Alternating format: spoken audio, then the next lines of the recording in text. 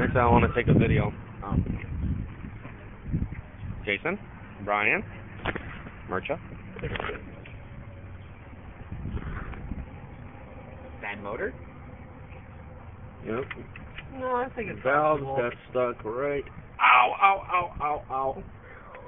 Ooh. Damn. That got me good. That was great. Thanks for good video. Yeah. When you have herpes, you bleed really fast. Man, that's sharp. That's what got me. Anyways, some got stuff in there. In the cat? Yeah. Yeah, I see that. Not good.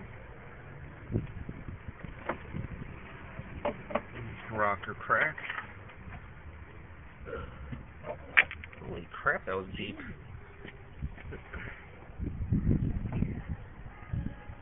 Oh yeah, it's Wow, that's nuts.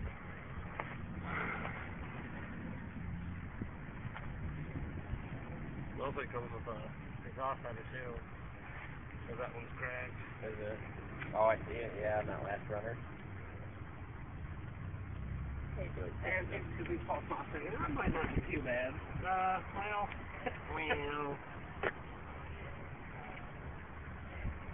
Man, that looks like a twin of my fuel filter there.